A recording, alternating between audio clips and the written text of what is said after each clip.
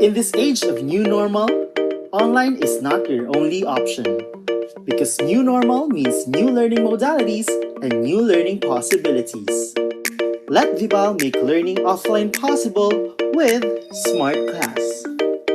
Smart Class contains pre-made daily modules sequenced according to DepEd's budgeted teaching and learning calendar. Each module has a specific lesson duration and has day markers to guide parents and teachers in the asynchronous learning of learners. Inside the modules available in Smart Class, you will find the following elements. First, learning competencies are identified in the module openers. Kickstarters are available to test students' prior knowledge on the subject matter.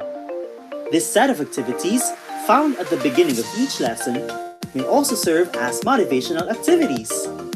Parents of preschool to grade 2 students will also find notes to parents which contain tips and pointers on how they can guide their child while learning at home. Redefine your students' learning experience with the integration of augmented reality technology into images and illustrations available in Smart Class, making learning more interactive and exciting. At the end of each module, Long Quiz is also available to assess students' understanding of the lesson. Smart Class also features Wrap Up, a lesson ender activity that applies the constructivism theory of learning. In Wrap Up, students are expected to summarize the lesson on their own using a graphic organizer. You may also evaluate the quality of your students' learning by letting them practice their learning in real life through GRASP's formatted performance tasks. The content of Smart Class is designed for the entire academic year, and it is available for 5 major subjects. All aligned with DepEd's K-12 curriculum and covers the most essential learning competencies prescribed by DepEd. Secure your own copy of Smart Class before classes open. Contact marketing@vibalgroup.com to know more.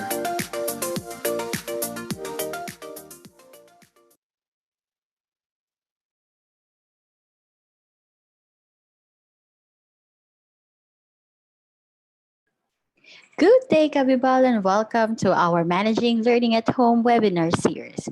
For the discussion this afternoon, our topic will be social and emotional learning of students at home.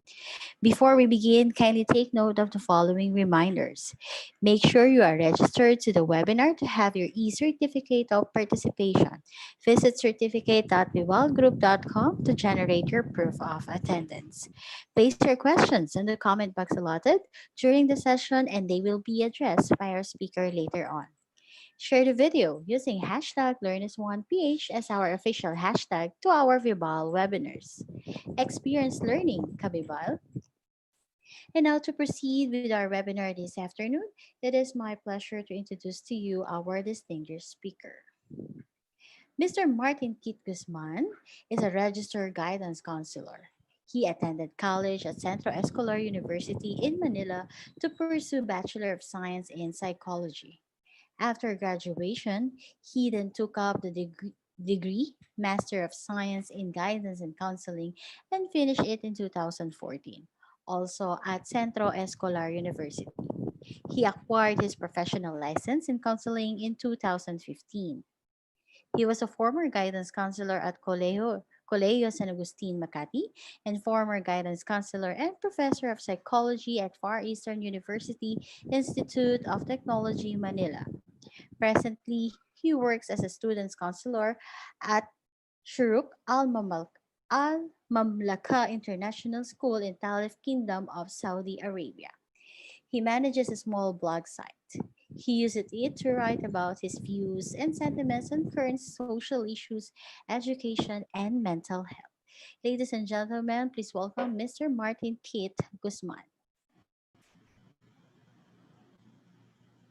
Magandang hapon, Luzon, Visayas at Mindanao. Siyempre sa mga guro at magulang na naabot ng Vibal Group sa iba't ibang panig ng mundo. Kasama na dyan yung mga nasa Saudi Arabia gaya ko. Magandang araw po sa inyo. Ano man ang panahon, gabi man, umaga man o tanghali. Sana po ay nasa mabuti kayong kalagayan. And una po akong nag-present sa Bibal through Facebook Live, and maraming nagtanong kung ano daw yung ibig sabihin nitong baybayin na nakasulat sa ibabaw ng ulo ko, no?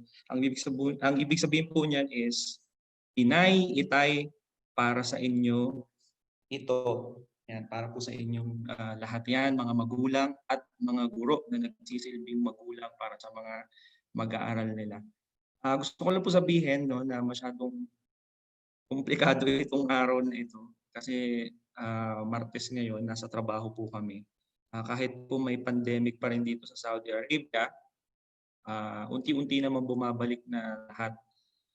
Nagiging normal na kahit papaano yung mga kalakaran dito sa Saudi Arabia kahit may pandemic pa. Pero kaparehas din yun sa Pilipinas, online classes din ang gagamitin naming platform to deliver our lessons to our students. At sabi ko nga, komplikado ang araw na ito para sa mga guro at administrator na nandito sa paaralan na to. Dahil sa susunod na linggo, next week na po ang pasukan dito sa Saudi Arabia. This is nationwide. And medyo marami-rami pang nakatenggang gawain.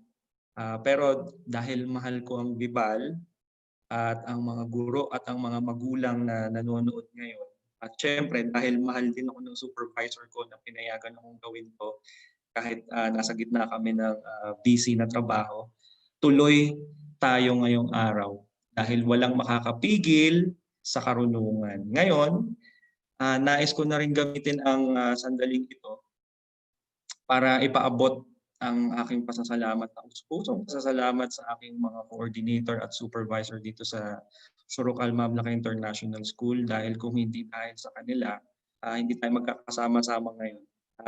Sir Mark Garcia, Sir Leo Mendoza, Sir B. Barrete, and Sir Jason Glorioso, salamat po sa suporta. Salamat po sa pagpapahalaga ninyo sa edukasyon. Kahit nandito tayo sa Saudi Arabia, may paparating natin ang ating mensahe para sa mga guro at mga magulang na nasa Pilipinas at nasa ibang bansa. At pagkatapos dito, pangako, tatakbo ko sa mga kagrupo ko para tapusin na namin yung mga nasimulan namin gawin. Para pagdating ng linggo, dahil linggo nagsisimula ang klase dito sa Saudi Arabia, pagdating ng linggo, suwabi na yung pagpasok ng bagong school year. Now, so much with that, let me share my screen.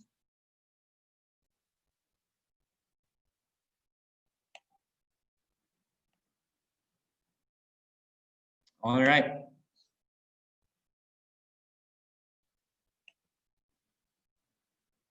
Yan. So bago natin simulan itong discussion na ito about social and emotional learning, parents, teachers, administrators, everyone who is watching, may nais lang po akong linawin at nais ko rin ilapit ito sa kamalayan ninyong lahat. Tingin ko kasi mahalaga itong pag-usapan, mahalagang dito tayo magsimula dahil malaki ang kinalaman nito sa topic, sa paksa na pag-uusapan natin ngayong hapon. Ito yung gusto kong pag-usapan muna bago tayo magsimula sa social and emotional learning. When this pandemic started, my dear parents and teachers, one of the more apparent news, isa sa mga madalas na balita that we kept on encountering almost every day is the need for social distancing. Experts like doctors and some politicians would say that in order to stop the spread of the virus, people have to distance themselves away from others and they have to avoid physical contacts. Tama naman, di ba? This, however, for me, this is personal, it raises a concern. We may be interchanging the terms social distancing and physical distancing. Baka nagkakamali tayo sa paggamit ng mga terminolohiyang social distancing at physical distancing. Gusto kong ipaliwanag ito ng maayos hanggat maaari dahil gusto ko dito tayo magsimula. Kapag alam natin ang mga terminolohiyang ito, mas maiintindihan natin kung bakit kailangan ng social emotional learning kahit nasa bahay. At gusto kong patunayan na pwedeng mangyari, posible ito kahit magkakalayo ang mga guro at ang mga mag-aaral. Kahit ang mga magulang ay busy sa trabaho, kahit ang mga magulang ay may pinagdadaanan ng mga problema. For us to stop the spread of coronavirus, balikan natin, para mapigil natin yung pagkalat ng virus, it is correct that we must do the aforementioned practices.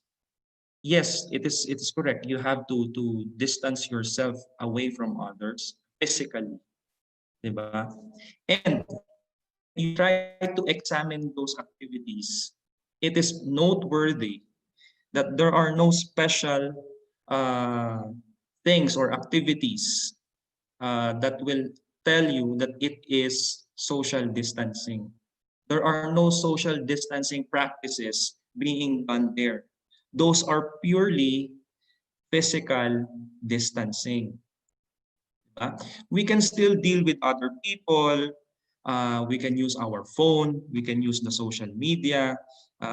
Basically, we can use the internet and other means that do not require us to be physically near with each other. Hindi natin kailangan maging malapit in terms of physical para lang makipag-usap, para lang mangumusta sa mga gusto nating kumustahin. Meron pa ring pakikipag-ugnayan. Yan. We can still connect and we can still talk and communicate with the people we care about. These are the people who may need our attention right now. These are the people who may be longing for our stories and our advice. Maaaring ito yung mga tao na nangangailangan na marinig yung boses natin. Sila yung mga nangangailangan na marinig yung kalinawan mula sa atin.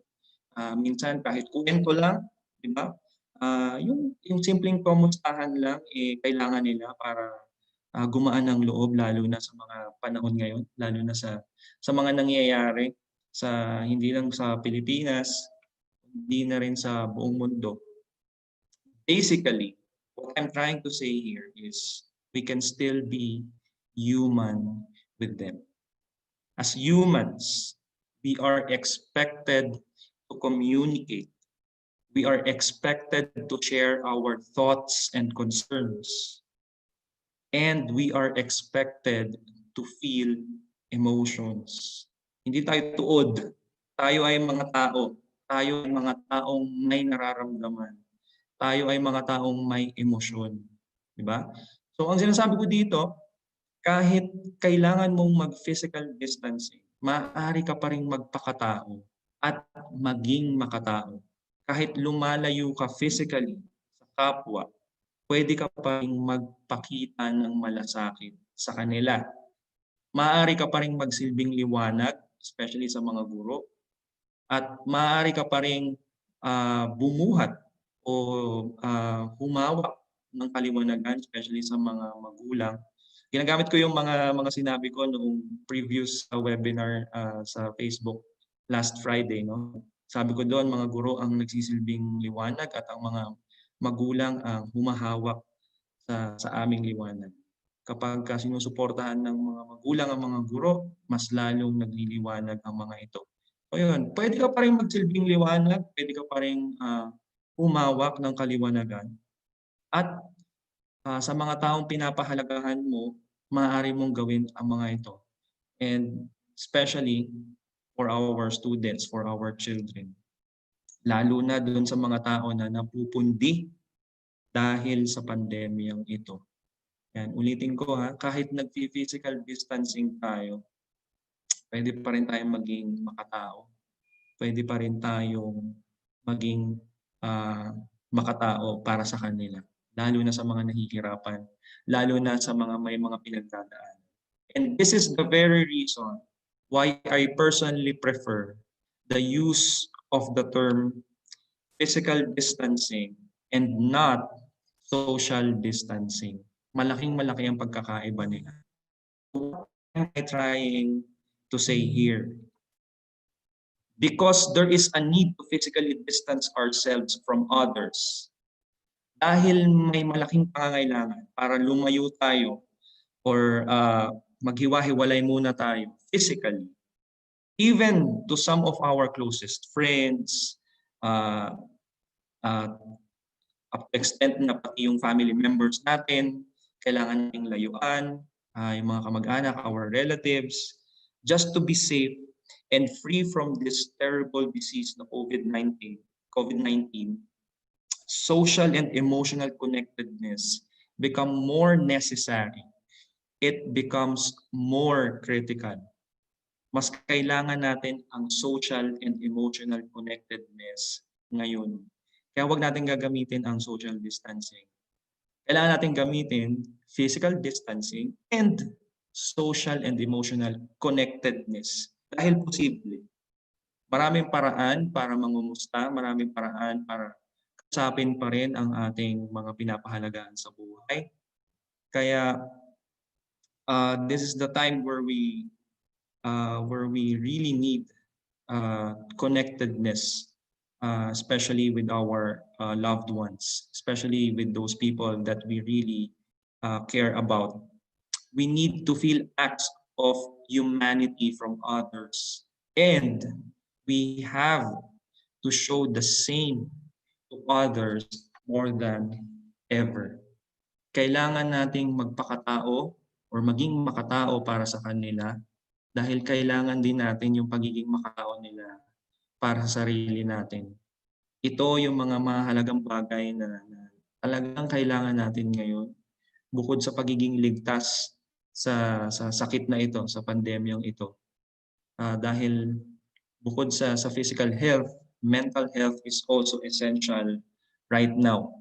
Trying times like this make us become more mindful of our family, of our relatives, of our friends. Kahit nga yung mga nasa malalayong lugar na minsan lang ninyo makausap, di ba? Kinukumusta mo na. Nangyayari yan. Sa akin nangyari din yan. Yung mga matatagal mo nang hindi nakausap, gumawa ka ng paraan para kumustahin sila kung anong nangyayari sa kanila. Totoo lahat yan. And we will do everything just to have simple kumustahan with them. In some cases, people were reconnected with each other, tulad ng sinabi ko kanina. Mga matagal nang hindi nag-uusap, biglang nagkaroon uli ng pagkakataon na magkumustahan dahil sa pandemyang ito. And some relationships were revisited. Yung mga noon na naakala nila mukhang hindi na mag-workout ang mga relationships dahil sa pandemyang ito din. Marami silang na-realize, marami silang napagtanto at yun nga, natutunan nila na mas kailangan nila yung mga minamahal nila sa buhay more than ever. And even lost friendships were rekindled. And just because of simple kamustahan during this pandemic. So, to be human is innate to all of us. Carl Rogers, one of the best humanistic psychologists, said that nobody was born to be a bad person. He said everyone was born good. Lahat ng tao ay ipinanganak na mabuti. Walang ipinapanganak para maging masama. And however, kahit sinabi ni Carl Rogers ito, we still need reinforcements to keep it alive in all of us. We need lessons, advices, and even stories that will make us learn how to be more concerned and mindful of each other. Minsan kailangan mo makarinig ng mga aral, ng mga payo, ng mga kwento sa mga tunay na tao para mas matutunan mo yung empathy, para mas matutunan mo kung paano ka magmamalasakit sa kapwa. And with what is currently happening in our society, ano nga ba yung mga nangyayari sa lipunan natin ngayon? Of course, this pandemic, its effect to people, and even social justice issues. Gusto ko isama yung social justice because until now, marami pa rin sa mga kababayan natin ang higit na naapektuhan ng pandemyang ito. At hanggang ngayon din, nangangailangan pa rin sila ng tulong, nangangailangan pa rin sila ng atensyon natin. And with what is currently happening in our society, this is powerful. Education. Education should be the sharpest tool that will lead our students understanding themselves, accepting others, learning empathy, maintaining positive relationships, and making wise and good decisions. Ulitin ko yung mga bagay na kailangan nilang matutunan. This thing, education, should be the sharpest tool for our students to learn how to understand and accept themselves, how to accept others, how to learn empathy, how to maintain positive and healthy relationships, and how to make wise and good decisions. Sabi nga sa kasabihan, may kasabihan tayong laging ginagamit kapag pinag-uusapan natin ang pagpapalaki sa mga bata, sa mga anak. It takes a village to raise a child. Ngayon ang panahon kung kailan natin mas kailangang ituro ang tao at pakikipagkapwa-tao sa ating mga anak at sa ating mga mag-aaral. Kahit magkakalayo tayo, gaya ng sinabi ko kanina, kahit kailangan nating lumayo sa isa't isa, hindi dito matatapos ang pagtuturo ng pagpapakatao at pakikipagkapwa-tao. This is where social and emotional learning of students come into play. Haba ng introduction ko, pero sana naintindihan ninyo kung bakit nagsimula ako sa pagpapaliwanag ng kung ano ang physical distancing at ano ang pinagkaiba niya sa social distancing. Let me repeat that. Let us use the term physical distancing because that's what we do. Lumalayo tayo, hindi dahil iniiwasan natin yung tao, hindi dahil ayaw natin makipag-usap sa kanila.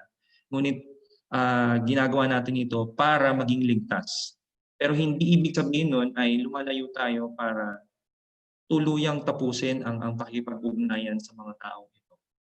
And instead of saying or using the word or term social distancing, we have to use the term social and emotional connectedness. We may be distancing ourselves physically, but we should be connected socially and emotionally. And again, just like what I said in the previous Viva Learning session, involvement of everyone, the parents, the teachers, and of course the system is the main success indicator of social and emotional learning. The more supportive and involved we are in teaching our students, parents, teachers, administrators, everyone in the ecosystem of learning, the better chance, the higher chance that students will learn the skills and lessons that are essential to their social and emotional well-being. Yan. Students will be able to, gaya ng sinabi ko kanina, students will be able to understand themselves, to recognize the emotions that they are feeling, to recognize the emotions that others are feeling, to accept them, to appreciate other people, whatever their social class is, to build positive and healthy relationships with others, and of course, to make important decisions anchored through a common good. And this is even kahit may global pandemic, kahit may pumipigil na ng COVID-19 sa mga mekanismong ginagamit natin. This is even if a global pandemic hinders our children from being in a close physical proximity with their teachers, with their friends, and with other schoolmates.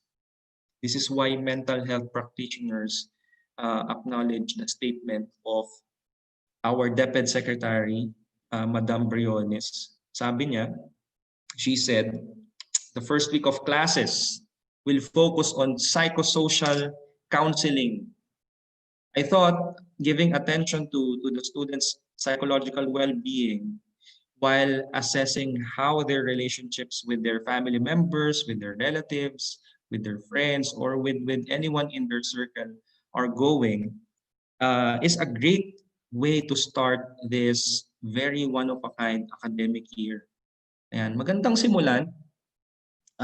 Nagpapasalamat tayo as a counselor, nagpapasalamat tayo sa statement na ito ng kalihim ng edukasyon dahil pinapakita lang ng Department of Education na nagbibigay sila ng pagpapahalaga sa mental health ng mga mag-aaral.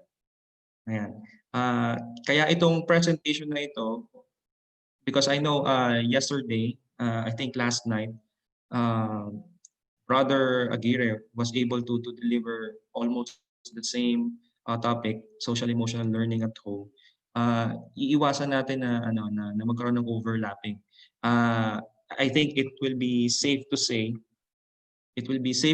that pasensya na masyadong maraming komplikasyon itong araw na to, so maraming notifications na lumalabas.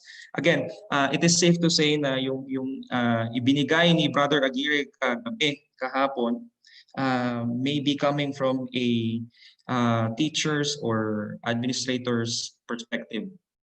This afternoon sa Saudi Arabia, this morning, this presentation will be coming from a guidance counselor's perspective. And muli, nagpapasalamat ang mga guidance counselor, nagpapasalamat ang mga mental health advocates sa ganitong anunsyo ng DepEd. May malaking papel ang school counselors dito sa academic year na ito. At bukod sa mga guro, school counselors should be able to reassure that mental health is being prioritized for the students. Mahalaga na bigyang pansin, mahalaga na tutukan ang mental health ng ating mga anak at ng ating mga mag-aaral sa panahong ito dahil bagong-bago ito sa kanila. May mga bata, may mga mag-aaral na hindi pa rin siguro naiintindihan kung bakit ganito ang nangyayari ngayon sa bansa natin at sa buong mundo. Kaya sa tuwing nalilito sila, dapat laging nandyan ang mga magulang, syempre sila ang mauuna, and sasabayan yan ng mga guro at ng guidance counselors or school counselors in some schools. So, what is social and emotional learning? Ngayon pala ako magsisimula mag-discuss ng main topic. Masyadong mahaba yung introduction pero I really felt the need for me to discuss all of those previous slides because we need to be on the same boat here. Kailangan nating maintindihan muna kung ano ang pinanggagalingan ng social and emotional learning sa panahon ng pandemyang ito. So, SEL, social emotional learning, is according to Collaborative for Academic, Social and Emotional Learning or CASEL. It is the process through which our learners and even adults like parents and teachers try to understand and manage their emotions. Yan. Inuunawa at sabihin natin kinokontrol ang mga damdamin na nararamdaman. Ano man yan, galit, kaligayahan, kalungkutan, ano man ang nararamdaman, dapat kilalanin ito, dapat maintindihan kung ano ang ibig sabihin nito, dapat maintindihan kung bakit nararamdaman ang mga bagay na ito. At kung minsan sumusobra ang pagpapakita ng nararamdaman, kailangan matutunan din ng mga bata at syempre ng adults, ng mga matatanda na nagiging role models ng mga bata kung paano kontrolin yung kanilang feelings or emotions, kanilang mga nararamdaman. Number 2 is for children and for adults to learn how to set and achieve positive goals. Gaya nung sa mga nakapanood last Friday, gaya nung sinabi natin sa Facebook live session, parents should help their children to make attainable and real goals, 'di ba? Hindi tayo magiging sobrang um, expecting, especially now that there is a big crisis that is happening. But we can still lead our children with the help of our teachers, set attainable and positive goals. And of course, hindi lang siya pinaplano, hindi lang siya sinusulat, hindi lang siya pinag-uusapan. Dapat gumagawa rin ng mga paraan para ma-achieve ang mga goals na pinag-usapan ninyo. Number three is, this is very important, to feel and show empathy for others. Gasgas na itong kahulugan ng empathy na ito, no? Yung putting yourself in the shoes of others. Sa Tagalog, inilalagay mo yung sarili mo sa kung ano ang nararanasan ng kapwa, di ba? And if we are really able to learn how to empathize, kapag natututunan natin kung paano maramdaman kung ano ang nararamdaman ng kapwa natin, mas natututo tayong makipagkapwa-tao. And in counseling, we always say, the school counselors, we always say, instead of, I understand what you feel, we say, I feel what you feel. And it should be sincere. You should really feel what others are feeling at the moment. And that is empathy. Tinuturuan kang maintindihan at maramdaman kung ano ang nararamdaman at pinagdadaanan ng kapwa. Lalo na doon sa mga kailangan talaga ng counseling, kailangan talaga ng taong may makikinig sa kanila. Number 4 is to establish and maintain positive relationships. Parents, let me remind you this. Relationships start with you. Yan. Kung anong klaseng pakikipag-ugnayan, kung anong klaseng relationship ang ipinakita ninyo sa inyong mga anak, ganun din ang maipapakita, ganun din uri ng relationship ang malaki ang posibilidad na ganun din ang madala nila kapag ibang relationship na ang pag-uusapan, pakikipagkaibigan or for young adults, romantic relationships. So as early as sabihin sa mga baby, sa baby pa lang, because in psychosocial stages of development, the first stage is for the babies to learn either to trust or to mistrust. So kung maaga pa lang, pagkapanganak pa lang ng inyong mga anak, ay natutunan nilang magtiwala sa inyong mga magulang dahil ibinibigay ninyo ang kanyang mga pangangailangan, magandang umpisa ito para magkaroon ng positibong pakikipag-ugnayan at relasyon. At malaki ang tsansa na kapag ganitong uri ng relasyon ang binuo ninyo sa tahanan, paglabas ng mga anak ninyo, kapag nakipag-ugnayan sila sa ibang mga tao, ganung uri din ng relasyon ang gugustuhin nila, ang nanaisin nilang relasyon na gaya ng nasa inyo. And last, another important thing is SEL or social emotional learning empowers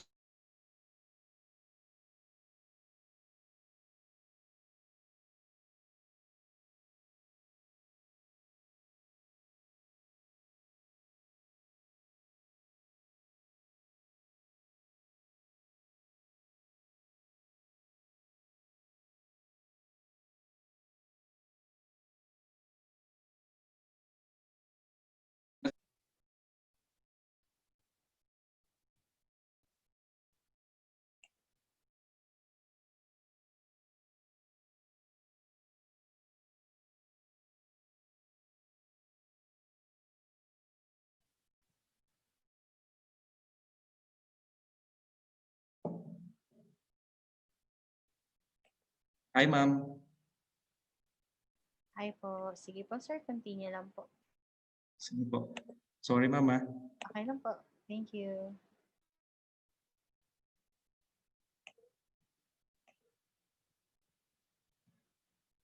Okay.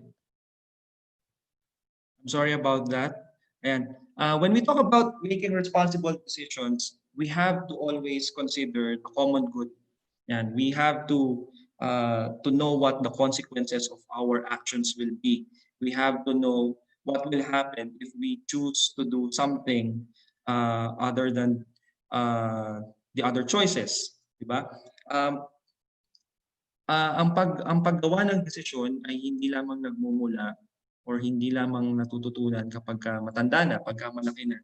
As early as 3 years old or maybe even younger, maaari na nating ituro sa mga anak natin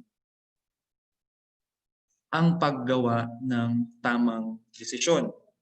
Now, what is the philosophy of SEL? Basically, its philosophy is that a person's life skills are as important as his or her technical skills. Ayan. Yung mga bagay na binanggit ko kanina, pagkilala sa emosyon, pagkilala sa mga tunay na nararamdaman, pagkilala sa mga nararamdaman ng ibang tao, pakikipagkapwa, pagbuo ng magandang relasyon, paggawa ng magagandang desisyon sa buhay. Kasing kahalaga yan ng mga bagay na itinuturo din sa paaralan like the technical skills, especially in science, in math, even in English. Hindi natin pwedeng sabihin na may mas matimbang dyan. Kailangan lagi nating sasabihin na magkasing timbang ang life skills at ang technical skills na natututunan ng mga mag-aaral. Now, in this diagram provided by the Collaborative for Academic Social and Emotional Learning or CASEL, sinasabi dito na may mga 5 kailangan matutunan ang mga mag-aaral na itinuturo ng mga magulang at ng mga guro. Yan. The first is self-awareness, second is self-management, followed by social awareness, then relationship skills, and then responsible decision making.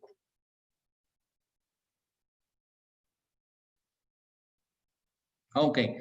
Now, the role of the system, makikita ninyo dito, this one, the schools. When we talk about the schools, we will be using the word the system, the education system. Yeah. The role of the education system is to make sure that all policies and practices are being done. And it should be school-wide. Yan. Sa buong paaralan, dapat lahat ng rules, ng regulations, ng polisiya ay ipinapatupad sa buong paaralan. The second thing that we have to discuss is the role of the teachers. Ito na yun, sa classrooms here. In the classroom, the teachers should be able to deliver and to make and deliver the essential curriculum and instructions and lessons that are anchored to social and emotional learning. Mamaya pag-uusapan natin kung paano siya i-deliver sa ganitong uri ng platform, which is online learning. And of course, it could be the most important role right now because the students will be staying at home. They will be most of the time living with their parents because of the community quarantine. The role of the parents. And here, the role of the parents, family and community partnerships.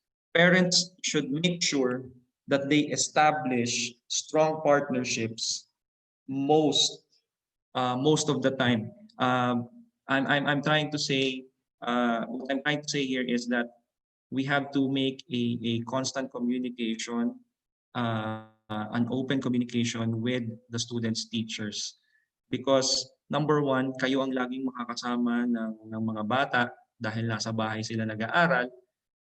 At number two, kayo ang magmo-model ng mga behavior, kayo ang magmo-model ng attitude na kailangan matutunan ng mga anak ninyo.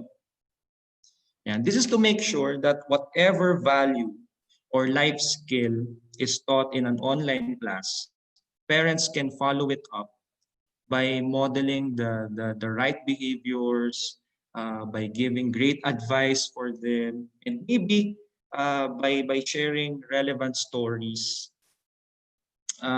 that may be essential for the learning of the students. Meaning to say, social emotional learning is a mechanism that needs involvement of all parties. Sinabi ko rin po dati sa Facebook live sessions, it really needs the involvement of all parties. The school, including the teachers, of course, the system, the Department of Education, and of course, home, which is the parents. And when one party fails to deliver what is expected of them, students are really the ones getting affected by it. Yan. Hindi nila natututunan ng maayos, hindi nila natututunan ng tama ang pagpapakatao at pakikipag kapwa-tao. Ngayon, ano-ano nga ba yung mga kailangan matutunan ng mga estudyante, ng mga anak natin sa panahong ito ng COVID-19 at sa panahon na meron pa rin hindi pagkakapantay-pantay na katarungan sa lipunan natin. Yan, ito. Isa-isahin natin. Self-awareness.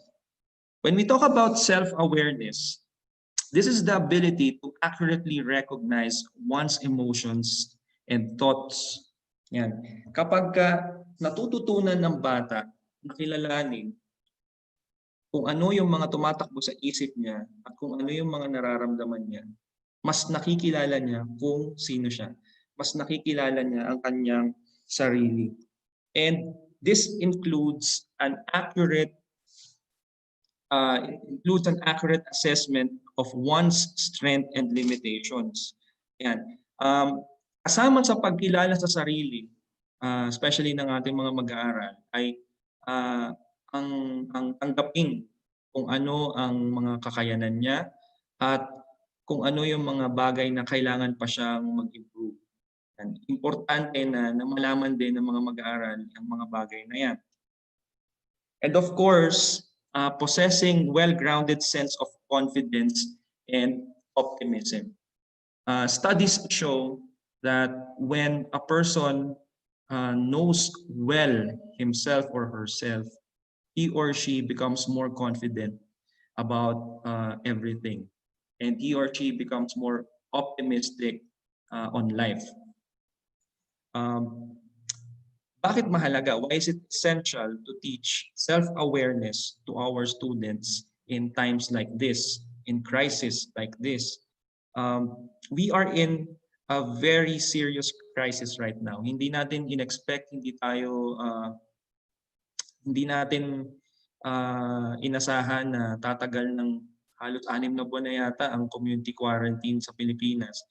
Walang nag-isip na tatagal ng ganito ang problema sa COVID-19. Dahil sa kamalayan natin, sa buong buhay natin, nagkaroon ng mga epidemya, nagkaroon ng mga sakit, pero ito na yata yung pinakagrabe na naranasan ng buong mundo. And walang may gusto na mangyari ito. So bakit essential? Bakit importante na pag-aralan ang self-awareness in times like this? Because we are in a crisis and we do not know how long this crisis will take. Walang nakakalam kung kailan matatapos ito. And it is very important that we, elders, the teachers, the parents, the elder relatives, help the young individuals process what we feel right now. Sabi ko nga kanina, maaaring may mga bata, may mga mag-aaral pa rin na hindi pa rin naiintindihan kung ano ang nangyayari sa mundo. Nalilito pa rin sila. And if we adults are there for these children who are really confused about what is happening, about what they really feel, about what is happening, it will be easy for them to process the emotions that they are having. Yan. Kasi minsan hindi pa rin nila naiintindihan, hindi pa rin nila alam kung ano ba talaga yung nararamdaman nila. Ang alam lang nila, nalilito sila at kailangan nila ng sagot. And of course, bilang bata, being children, we know that they will be trying to look for answers kapag may mga tanong sila sa sarili. And we might as well want to be the source of those answers. Mas tiwala tayo kapag sa ating manggagaling yung sagot, lalo na kung may tamang paggabay mula sa atin. We have to be the first people, the parents, the teachers, other elder relatives, to help these young learners acknowledge that it is okay to feel bad at times. Sabihin sa mga bata na kung hindi maganda ang kanilang nararamdaman, kung nalulungkot, kung nagagalit, sabihin sa kanila, we can normalize this. Sabihin sa kanila na it's okay to feel bad, it's okay to feel sad at times. Diba? It is okay to be frustrated at times, and maybe it is okay for you to be angry, especially in this time. Ito yung mga panahon na naiintindihan natin, nauunawaan, nararamdaman natin kung ano yung nararamdaman dapat ng mga anak natin at ng mga estudyante natin. And more importantly, we have to assist these young learners in processing their feelings. Hindi matatapos ang pakikipag-usap sa mga bata, sa mga anak, sa mga mag-aaral sa pagsabing okay lang 'yon, no? Hindi. Siyempre dapat tutulungan natin sila na iproseso kung ano yung nararamdaman nila. Bakit nila naramdaman 'yon? Ano yung pinagmulan ng emotion na 'yon? At you have to end the conversation by looking for resolutions. And that is always the end goal of any counseling session. Hindi lang puro problema ang pinag-uusapan, hindi lang puro concerns ang dapat na natatakal. Dapat every time the conversation will end, kahit gaano kasimple ang pakikipag-usap ng magulang at ng anak o ng guro at ng mag-aaral, dapat laging resolution.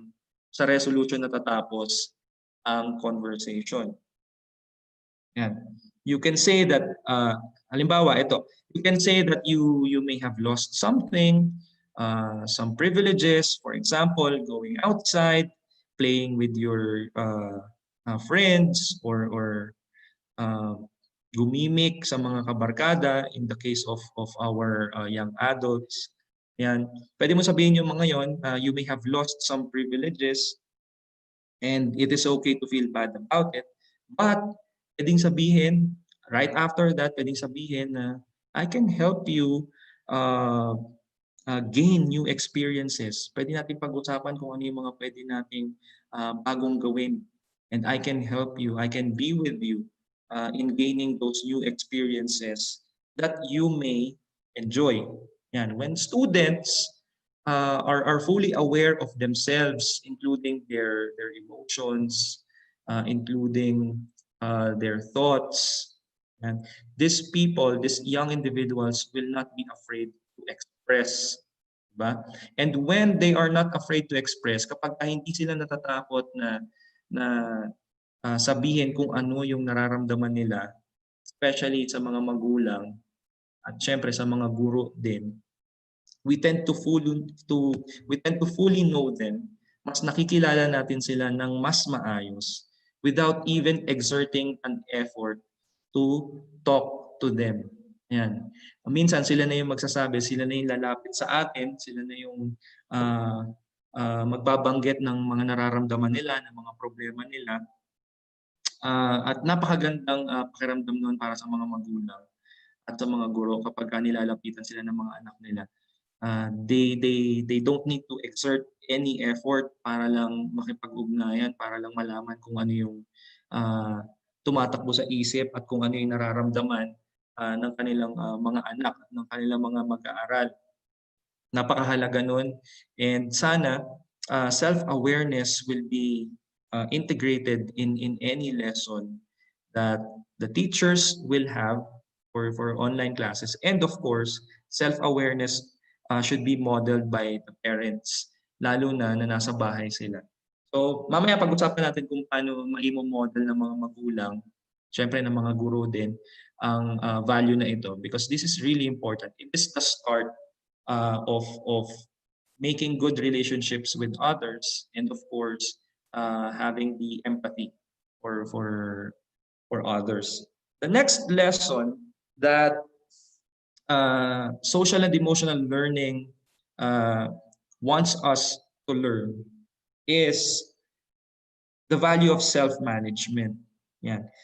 When we talk about self-management, this is the ability to regulate or control one's emotions, thoughts, and behaviors effectively in different situations. Kung kanina sa self-awareness, kinikilala natin kung ano yung nararamdaman natin, kinikilala natin kung ano yung mga tumatakbo sa isip natin. Kapag sinabi natin self-management, gumagawa na tayo ng paraan para kontrolin. Ayan. Kailangan may regulation sa pagpapakita ng emosyon. Kailan ka pwedeng maging ganito? Kailan mo pwedeng ipakita na sobrang masaya ka? Kailan mo pwedeng ipakita na sobrang nalulungkot ka? Although we acknowledge those emotions, sabi nga natin kanina, we can always say that it is okay. Whatever you're feeling, it is okay. We still need to teach our students, our children, the value of self-management. This includes, because this is very essential, this includes managing stress, controlling the impulses, yan, especially sa mga bata natin mag-aaral, yung managing impulses, kailangan matutunan nila yan. And motivating oneself. Yan. Kapag controlled ang isang individual, mas nakakapag-focus siya sa sarili niya, mas nakakapag-focus siya sa mga goals niya, at mas namomotivate niya yung sarili niya para i-achieve ang kanyang goals. Ayan. Another important thing is for us to teach our children and our students to work hard towards achieving those personal and academic goals. Ano man ang gustong marating ng anak at ng isang mag-aaral, lagi tayong dapat nakagabay para sa kanila. And self-management, this value is allowing our students and our children, to be two things. Number one, they can be well-mannered. Yan. May kabutihang asal silang naipapakita. Kasi nakokontrol nila. Halimbawa, may isang grupo na nalulungkot or nagluluksa because of something that is very devastating. May nangyaring hindi maganda. Alam nila kung kailan kailangan kontrolin ang behavior, di ba? Alam nila na hindi dapat matawa, alam nila na hindi dapat tumawa sa mga ganung pagkakataon. Yan. So, the first thing that they can learn is they can be well-mannered if they will apply self-management. Another thing is they can be goal-oriented. Kaya nga nang sinabi ko kanina, if a student is able to control himself or herself, that's the time that he will be focusing on himself or herself. And when the student is focused, the student will become more motivated, and in return, because of a good motivation in them, they can be able to try to achieve the goals that they really want to achieve. Yan. Kapag natutunan nila ang mga leksyon na mga ito, natututunan din nila kung kailan kailangang tumahimik, kung kailan kailangang magsalita, ba? And there is a simple way, may payak na paraan ng pagrespeto sa dignidad ng sarili at sa dignidad na rin ng kapwa niya. At dahil kasama ang development ng motivation sa self-management, mas nagiging masikap ang isang mag-aaral, ang isang bata, ang inyong anak sa pag-abot ng kanilang mga pangarap. A well-managed self, take note of this, a well-managed self can be converted into a well-motivated individual. And a well-motivated individual can be converted into a successful person. Ang taong kayang kontrolin ng iba't ibang aspeto sa sarili at hindi nagpapalamon sa mga reklamo niya sa buhay, ay tiyak na nagtatagumpay. Yun lang yung gusto nating sabihin doon. At maganda kung sa bahay pa lang at syempre sa paaralan ay nahuhubog ang self-management para sa ating mga anak. Dahil mahalaga na hindi mo lang nakikilala kung ano yung nararamdaman at iniisip mo, mahalaga rin na nakokontrol mo rin yung mga bagay-bagay na tumatakbo doon. So the next lesson that SEL wants us to learn is social awareness. Napakaganda pag-usapan nito. When we say social awareness, it is all about our society. It's all about our community. It's everyone who is living near the community. Palaging napapanahon, hindi ito nawawala sa uso. Hindi siya nawawala sa mga issue na kailangan na pag-uusapan kahit ng mga bata. Yan. This lesson, social awareness, is the ability to take the perspective and to empathize. Pumapasok yung karunungan natin, yung pagkatuto natin para mag-empathize sa kapwa natin. Even with people who are very different from us, yan, including the cultures, including the social classes, yan. Teachers, especially you parents, because you will be staying with your children at home, tandaan na bukod sa science at sa math, bukod sa agham at matematika, o kung ano pang subject, ano pang asignatura na itinuturo sa online class, may isang napakahalagang lesson, may isang napakahalagang leksyon na kailangan matutunan ng isang estudyante. At ito ay ang, gaya na sinasabi natin kanina, pagpapakatao. Ayan. They may have learned who they are, maaaring natutunan nila kung sino sila because of self-awareness. They may have learned how to control themselves and be motivated and try to achieve their goals because of self-management. But it is very important that they should also learn to accept everybody in the community. Ano man ang status ng kapwa nila, magkaiba man sila ng social class, magkaiba man sila ng kultura, magkaiba man sila ng relihiyon, magkaiba man sila ng mga paniniwala, sa pamilya nagsisimula yan, mahalaga na natututunan nilang tanggapin at ma-appreciate ang mga bagay na ito. Dahil dito nagsisimula ang pagpapakatao. At kapag nagiging makatao tayo, pag marunong tayo makipagkapwa-tao, mas naiintindihan natin kung ano yung pinagdadaanan ng kapwa natin, lalo na dun sa mga nahihirapan talaga sa buhay. Yan. So that is social awareness. Pwede nating ituro sa mga anak natin na lahat pwedeng maging kaibigan, lahat pwedeng maging kagrupo, lahat pwedeng maging kasama, basta may kabutihan na ipinapakita. At tunay na kabutihan dapat ang nakikita. Ayan. At dahil kinikilala ng bata, because the child is acknowledging equality for all, bullying becomes zero. Ayan. Nawawala. Bullying is lost. Nawawala ang problema sa bullying because there is a respect that is happening in the community, in the school, wherever, 'di ba? Naiiwasan din yung mga malalang pag-aaway ng mga bata, ng mga estudyante because they acknowledge equality, they acknowledge respect.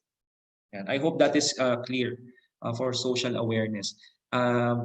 Maaari natin palalimin ito, maaari natin pag-usapan yung mga issue ng lipunan, pero sa ngayon dito muna tayo mag-focus sa mga simpleng bagay dahil I am assuming mas magandang uh, pag-usapan yung mga hinuhubog pa lang natin. So meaning to say, yung mga bata pa talaga na kailangan nating turuan ng mga bagay na ito. So next lesson that students, even parents and teachers should be able to learn from SEL is developing relationship skills.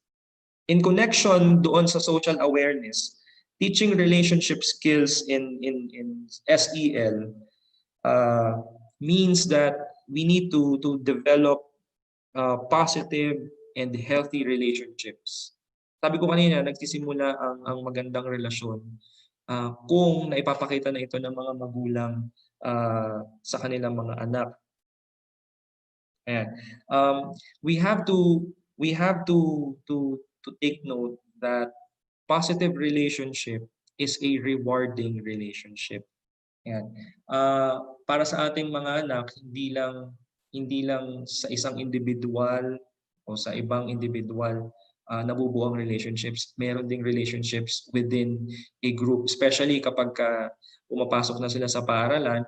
Yan, may mga grupo-grupo na silang sinasamahan. And we have to teach our children, our students, that a good relationship should be positive and it should be rewarding. Kung wala kang nakukuhang maganda, kung wala kang natututunan sa grupo mo o sa kaibigan mo, pag-aralan mabuti, pagnilayan kung tama ba ang sinasamahan. So ganun 'yon. Nakilala mo na 'yung sarili mo, 'di ba? Kaya mo nang kontrolin 'yung mga kilos at mga iniisip mo. Kinikilala mo na rin 'yung pagkakapantay-pantay ng mga tao na nasa paligid mo, sa community mo. Now, what the learner should be able to realize and learn is that there are necessary skills and tools to make and maintain healthy and rewarding relationships with others. Yan, it could be with friends, it could be with relatives, it could be with of course family members, it could be with teachers, almost everyone in the students circle. So what are the skills needed to learn in this lesson? Ano yung mga kailangan matutunan sa leksyon na ito? The most important thing is communicating clearly. Yan. Naituro na to sa self-awareness. So you have to apply this skill, communicating clearly. Sabihin mo kung ano talaga yung nararamdaman, sabihin kung ano yung naiisip, di ba? And listening actively, makinig ng mabuti. At pagka ipinapakita mo, parents, teachers na nakikinig ka sa mga kwento ng bata, natututunan niyo yun, namomodel mo yun sa kanya. Natututo rin siyang makinig ng mabuti para sa kapwa niya. Sa self-management, naituro yun kasi may self-control, di ba? And cooperating. Yan. Sa social awareness naman yan because you are trying to understand other people that is who is in your community. And another important thing that they should learn, since this is relationship skills, is resisting inappropriate social pressure. Kailangan matutunan nila, they have to learn how to resist, especially if this is an inappropriate pressure coming from others. Again, the goal is to maintain healthy and rewarding relationships. And we have to teach our learners this. And most of the time, it is applicable to our teenagers. Kailangan natin ituro ang mga bagay na ito. We have to teach them how to see red flags. Yan, mahalaga yan. Kapag pinipilit ka sa mga bagay na na hindi mo gusto, halimbawa, o hindi mo maintindihan kung bakit kailangan gawin, ayan, red flag yan. And when our students are fully aware of what a rewarding and healthy relationship is, they also become mindful of these red flags. Yan, mas nalalaman nila na hindi tama ang mga bagay na ipinapagawa sa kanila kapag alam nila kung ano ang ibig sabihin ng rewarding and positive relationships. Again, this is a partnership between parents and teachers. And we have to show consistency with what we are teaching. For example, kung itinuturo ito ng mga magulang sa tahanan, sana may pakita rin ng mga guro. And same goes with if teachers are teaching this in school, sana masuplayan din, sana magtuloy-tuloy din kapag nasa tahanan ang mga magulang at ang mga anak. Maituro din dapat ito. Dahil kapag nakikilala na ng mag-aaral ang kanyang sarili, nakokontrol na to, nakikilala na rin yung pagkakapantay-pantay ng iba, tapos alam na rin ang samahan at ang relasyon na makakabuti para sa kanila, nagbibigay ito ng positive effect sa mga mag-aaral. And the next lesson that we need to discuss, and this is the last, is ito yung pagpapasya ng may buong responsibilidad or responsible decision making. What is this? Responsible decision making is the ability to make constructive and respectful choices about personal behavior and our social interactions. Parents and teachers, we should always think about how we could potentially make a student think twice if it's needed. Yan.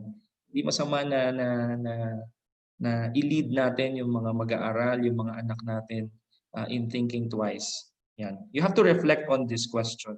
How can we help them make good decisions? Diba? You can explain how the choices people make can affect differently. Pwedeng pag may pinili sila, pwede nyo ipaliwanag na kapag may pinili sila, pwedeng maging makasama ito para sa kanila, pwede rin naman makabuti. Diba? At lagi nating ituturo sa ating mga anak at mga mag-aaral na laging piliin ang common good. They should always choose the common good in making decisions. A student should learn that making responsible decisions means respecting the common good. Students must realize that their actions have influence on their quality of life. So sa bawat pinipiling gawin, sa bawat pinipiling sabihin, sa bawat pinipiling pag-aralan, dapat itinuturo natin na ang bawat isa sa mga to ay nakabase pa rin sa kabutihan. Now, here are some sample questions that are worth asking in social and emotional learning.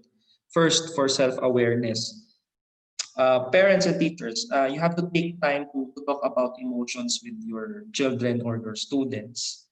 And it should be every day. Pag-usapan lagi ang mga nararamdaman, ang mga naiisip. Diba? And you can communicate your own feelings as well. And you can ask them these questions. Kwentuhan kayo, magkamustahan, and ask these questions. What did you feel when it happened? Or what are you feeling right now? Yeah, so basically, parang kamustahan lang. Para mas maintindihan ng mag-aaral ng anak kung ano talaga yung tumatakbo sa isip at nararamdaman niya. Number 2 is for self-management. Parents and teachers, you can model positive ways of managing stress and disappointment, especially kapag nahihirapan na, nasa-stress na sa online class ang anak o ang estudyante, no?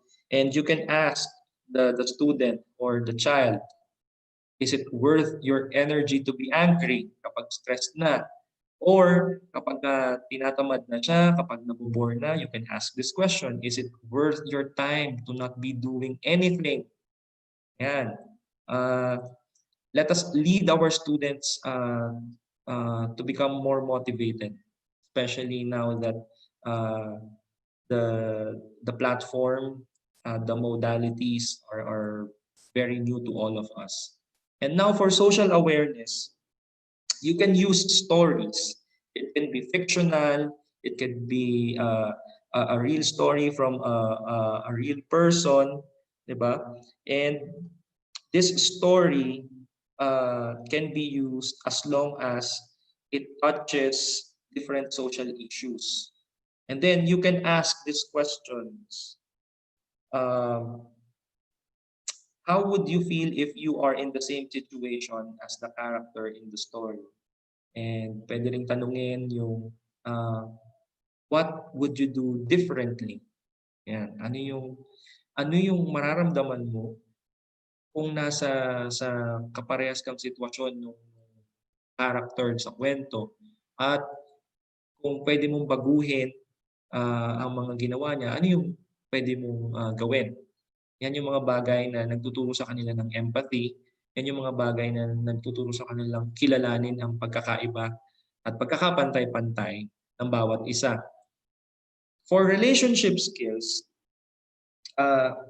teachers and parents, you can develop your child's ability to resolve conflicts by asking about the situation instead of giving advice right away.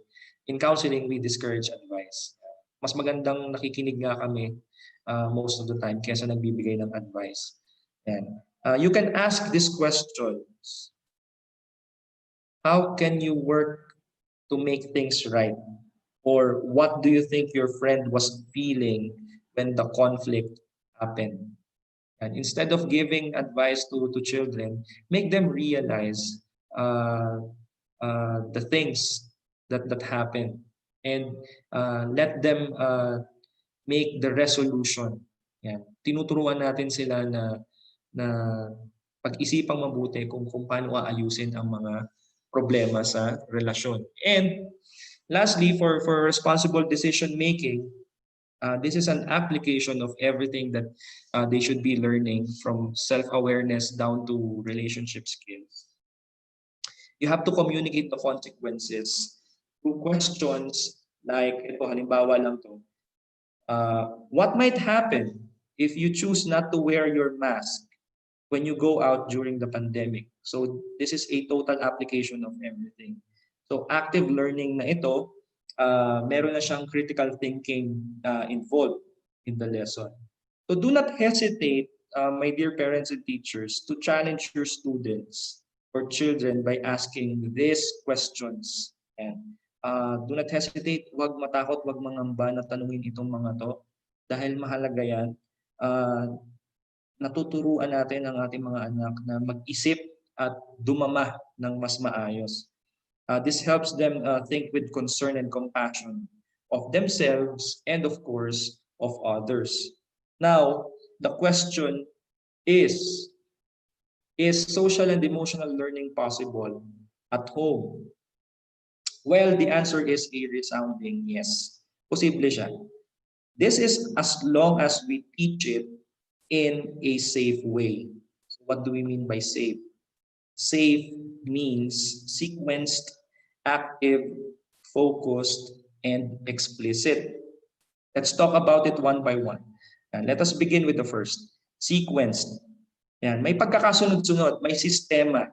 Yan, ganyan ibig sabihin. May level, may antas. The principle promotes connected and coordinated sets of activities to foster skills development. Again, may pagkakasunod-sunod, may sistema yung bawat kilos at bawat pagtuturo na ginagawa natin. Hindi ka basta magtuturo halimbawa ng values o life skill ng bara-bara lang. Pwedeng simulan sa mga kamustahan, pagkikipagkwentuhan, pakinggan yung mga kwento ng estudyante, pakinggan yung kwento ng anak, at sa kwento ng mga batang ito, sa kwento ng mga mag-aaral na ito, kukuha tayo ng essential details na pwede natin gamitin sa pagbabahagi mo naman ng kwento mo. Pagbabahagi mo ng mga gusto mo namang ituro sa kanila. Halimbawa, gusto mong gamitin yung pandemic na ito para matutunan ng mga estudyante mo, ng mga anak mo yung self-awareness, halimbawa. Yan. Maaari mo siyang kumustahin, doon tayo magsisimula. Makipagkwentuhan ka sa kanya, tanungin mo kung ano yung nararanasan niya simula nung nagkaroon ng community quarantine, simula nung nagkaroon ng pandemic. At sa mga nararanasan niya, tanungin mo kung bakit niya yung nararamdaman, tanungin mo kung natatakot ba siya, kung nalulungkot ba siya, kung may pangamba ba, at tanungin kung bakit. Laging tanungin kung ano yung dahilan ng nararamdaman niya. This helps the student, the child, to bring his or her emotions to his or her consciousness. And that's what sequence means. May pagkakasunod-sunod. Hindi ka tatalon from one activity to another nang hindi natatapos yung bagay na nasimulan mo. You cannot bring out emotions to their consciousness without doing the first step, which is inquiry. So sa inquiry, dito natin magagawa, dito natin mas maintindihan kung ano talaga yung nararamdaman ng mga anak at mga mag-aaral natin. Next is we teach values and life skills actively. Because active forms of learning are more effective to help students master new skills. This is in connection to the first element, which is sequence, yung may sistema. Even at home, kahit nasa bahay tayo, when we give activities that will make them realize a value or a life skill, that is already a win for us parents and teachers. Halimbawa, tungkol ulit sa pandemic, tungkol ulit sa COVID-19, the value that you want to target, for example, is self-management. And again, sabi nga kanina, self-management is the ability to control ourselves, our urges, our impulses. And you may want to teach your child or your student of being more understanding of the world right now. And magbigay ng activities. Activities like sharing stories about how the pandemic has affected every person, no? Mas maganda kung mas totoo yung mga kwento na i-share ninyo. Or syempre, pagka sa mas bata, gawing mas creative yung pag-share ng kwento. Yan. When we are sharing stories about the real things that are happening during the pandemic, you are making the learner actively listen while becoming more accepting and not just frustrated about our current situation. Hindi na lang iisipin ng mga anak or ng mga mag-aaral na nakakainis yung community quarantine or yung lockdown. Mas maintindihan nila kung bakit nagkaroon ng ganun. Hindi na sila maiinis kahit alam nila na hindi pa sila makakalabas, hindi pa nila makikita yung mga kaibigan nila dahil mas maintindihan nila kung bakit nangyari ang mga yon. And active forms of learning will easily help the students acquire the values that you are targeting. Next is for the lesson to be focused. Of course, there should be a goal for every learning event. Teachers and parents, whether students are having an online class or they are just resting after the class, dahil nasa bahay naman talaga sila, the objectives of social and emotional learning should always be clear to them. And there should be an emphasis on developing personal and social skills. This is where modeling of behavior comes into play. Halimbawa, kung ang mga tinuro ni nanay or mga tinuro ni tatay na nagawa na sa bahay, no? Kailangan ma-supplement ni teacher yon through lessons. And same goes with parents. Alamin yung mga tinuturo na ni teacher, tapos i-model yung mga tamang behavior para nagiging consistent yung pagtuturo ng mga values na kailangan matutunan ng mga bata. Next, and this is the last, lessons should be explicit. Yan. Lessons at home for social and emotional learning should be explicit. Parents and teachers must be clear what social or emotional skills they are targeting. Yan. Balik tayo sa sequence. Sabi doon, may sistema, may pagkakasunod-sunod. Ganun din ang gustong sabihin ng pagiging explicit ng lessons kapag sa bahay itinuturo ang social emotional learning. Again, most of the time mga magulang talaga ang magtuturo nito dahil magkakasama sila sa bahay, nagiging supplemental lang si teacher. Pero kailangan pa rin maging klaro, even with teachers, that the target values and life skills should be specific. Ayan. Kung ano yung values or skills na tinuro ng school sa halimbawa in a span of 1 week, ano yung values na itinuro doon sa buong linggo na yon, dapat doon magtuon ng pansin si parent. Yun yung mga bagay na dapat sinisimulan niya ng i-model, yun yung mga behavior na dapat na sinisimulan niya ng ipakita sa kanyang mga anak para may consistency, para alam, nakikita ni student or ng anak kung anong value yung ipinapakita or itinuturo sa kanya. Yan, ganito lang yan, communication and partnership. Kapag si teacher at si parent ay palaging nag-uusap, nalalaman nila ng mas tama kung ano ang progreso ng mga mag-aaral. So again, social emotional learning or SEL is possible if the manner of delivering the lesson is safe, sequenced, active, focused, and explicit. Now for teachers, although most of the lessons will be modeled by the parents at home because of the current setup, online learning, nasa bahay ang mga anak, the educators can still be supplemental in the process. First, teachers, you can incorporate these lessons to teach coping strategies to students, especially those who are affected by the pandemic, or even if you have students who were victims of abuse, for example. You can use the lessons to help them cope. The simplest way of doing this is by integrating values to your lesson. So kahit science teacher ka, halimbawa, or English, or math, you can always integrate values that are incorporated with social emotional learning. And this is to promote mental health. This is to promote psychological well-being of our students. Second, maximize what the internet or the web is offering us. There are a lot of lessons readily available. CASEL, for example, they offer a wide array of lessons that may tackle the 5 values. And third is for parents and teachers, this is a partnership. So parents and teachers, you should be able to discuss the resources that you can make to really address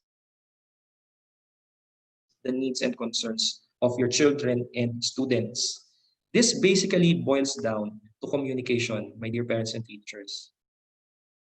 I will repeat what I said last time when I guested in the Facebook Live session. This is a unique school year. This is one of a kind academic year for all of us. This is new to all of us. And expect that we will struggle, we will be frustrated, we will feel the pressure. However, I also said that this is an important time of our lives as people who shape these young learners. And napakahalaga ng panahon na ito bilang mga taong humuhubog sa mga kabataan. Whether magulang ka o guro ka, importante ang panahon na ito. These people, these young learners really need our stories. They need our valuable lessons, and they need our partnership. All of this or for our learners to know what their role in this world is. Their tendency to be more purposeful may be in your hands. Yan. Kapag ka alam nila kung sino sila sa mundong ito, kung ano ang halaga nila sa mundong ito, mas naipapakita nila yung halagang iyon, mas nagagawa nila yung mga bagay na dapat nilang gawin para maipakita yung role nila, hindi lang sa pamilya, hindi lang sa lipunan, kundi sa buong mundo. Yan. So make the most of your moments with them, my dear parents and teachers, even to the most annoying students. Yan, walang maiiwan.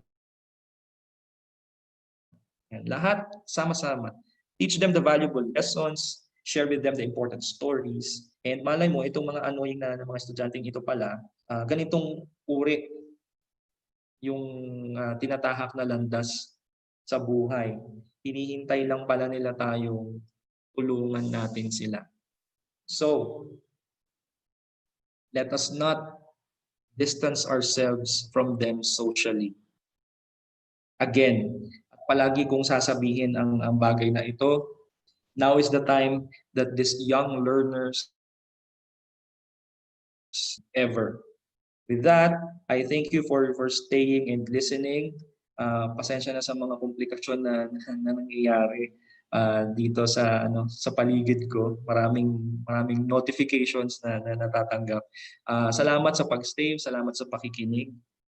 I hope you caught points that you may use for your classes and for your family at home. Muli, salamat sa mga gurong nagsisilbing liwanag at sa mga magulang na nagpapaningning ng aming ilaw. Mabuhay po kayo lahat. We can now proceed with question and answer. And because not everyone will be accommodated, I just want to say that you can always leave a message through my Facebook account. Pwede rin sa The Counseling Kit, that is my page. Or if you have time to read, mahilig po tayong magsulat ng saloobin natin na nangyayari, especially with mental health, psychology, and the society, and of course, education. You can visit kitjguzman.wordpress.com or the Unorthodox. Magpadala lang po ng mensahe. Lagi po tayong handang mag-respond. Muli, maraming salamat po at mabuhay po kayong lahat. Thank you so much, sir. Now we will proceed with the question and answer po. The first question po is from Mr. Al Cameron Avila. Most of the time, parents pressure their children to get high grades and feel disappointed if their children can't do this. Worse, reprimand them and compare them to others. How is SEL applied to this? Yes. Una, just like what I said a while ago, we have to teach self-management. Siguro hindi lang sa mga bata talaga dapat ituro itong self-management na ito. I think parents, especially those who are pressuring their children so much with their studies. Ganito, again, teachers, you can only do this much. May mga bata na magkukwento sa inyo, especially sa mga counselors, may mga bata daan na magkukwento na pinapressure sila na hindi nila kaya yung pressure at home. You can only do this much. You can listen to your students. You can give counseling. You can give them the best advice or the best guidance that you can give. But it's always the parents. Sa mga magulang po, let me address the parents. This is a one-of-a-kind school year. Kung sa face-to-face learning, masyado na tayong nagiging a burden at times, no? Nakaka-pressure na masyado yung mga naipapakita natin sa mga anak natin. You might want to revisit your parenting styles, my dear parents. Kasi again, this is a new school year. Lahat tayo mape-pressure dito, totoo naman yan. Pero the main priority of this academic year is the health and safety of our children. Again, this was tackled in my previous Facebook Live session. Maslow before Bloom. We have to make sure, parents, we have to make sure that the basic needs of our children are being met. Lahat ng mga pangangailangan ng mga anak natin dapat natatanggap nila. At kapag naramdaman nila na natatanggap nila yun, that's time that they can perform all the things that the Bloom's taxonomy is presenting to us. Mas motivated sila kapag nararamdaman nila na safe sila at nabibigyan sila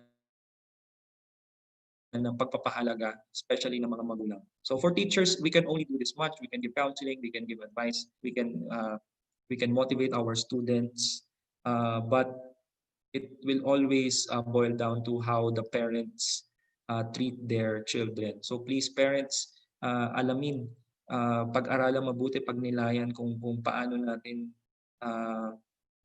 minamanage ang pamilya, especially ang mga anak during this pandemic, during this online class, because again, nakaka-pressure na siya ngayon pa lang. So what more kung tuloy-tuloy na araw-araw na yung klase. So please make sure that the basic needs are being met, especially the comfort, the care, the concern, and we will be the main source of it. So hangga't maaari, intindihin natin yung mga anak natin.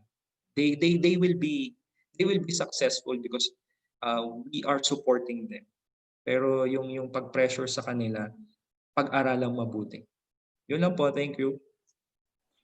Thank you so much. Our next question po is from Miss Lilia Del Mundo.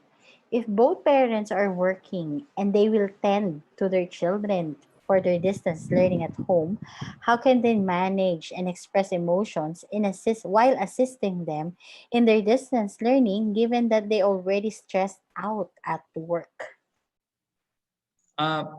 Thank you, Miss Ina. The important thing that we should be able to do is kahit naman face to face, 'di ba? As parents, we have to kailangan nating maglaan ng oras para sa mga anak natin. This is very essential for our children. When our children feel that the attention is right, the attention given to them by their parents is in right amount, they will be able to express properly. Sabi ko nga kanina, mas nagiging effortless ang pakikipag-usap ng magulang sa kanilang mga anak kapag sa simula pa lang nakakapag-communicate na tayo na maayos. And the secret there, actually it's not a secret, but the important thing that should be done here is at least magkaroon ng oras para makipagkumustahan lang. Yung simpleng kumustahan lang sa mga anak natin. Let's normalize that. Let us make it consistent at home. Yung pakikipag-usap, yung pagtanong lang, yung mga simpleng pagtanong lang kung kumusta ka. At pwede pa rin naman sabihin na stress, napagod si tatay, napagod si nanay sa trabaho, o kaya may problema si nanay at si tatay. Mas nagiging maganda yung takbo ng pamilya kapag mas nagiging open ang communication. Pero syempre, hangga't maaari kapag stressed, self-management, kontrolin muna ang sarili bago makipag-usap sa anak kasi baka mamaya sa anak naman maibaling yung kung ano man yung pinagdadaan. So ganun lang po. Thank you, Miss Ina. Okay po, sir, that's all the questions that we have for now. Any last reminders for our viewers for this afternoon? Okay. Thank you, ma'am. My dear parents and teachers, again, let me reiterate what I said a while ago. This is the time that the students and our children need us. This is the time where social and emotional connectedness is important. We may be physically distancing ourselves from our learners, especially for the teachers, but it doesn't mean that social and emotional connectedness should be lost. ituro natin ang pagpapakatao at ang pagiging makatao dahil sila ang mga susunod na leader, sila ang mga susunod na mga profesional pagdating ng tamang panahon. Yun lang po. Maraming salamat. There we have it. In behalf of Evolve Group Incorporated, I would like to thank you, Sir Martin, for for being our speaker this afternoon, for giving our viewers an insightful and inspirational learning session. It is always an honor to have you with us. And to all our Evolve viewers, all thanks to you and for your continuous patronage to our daily learning session. Muli, magkita-kita tayo bukas sa ating another FB Live. Maraming salamat at magandang araw sa ating lahat. Stay safe everyone. Goodbye.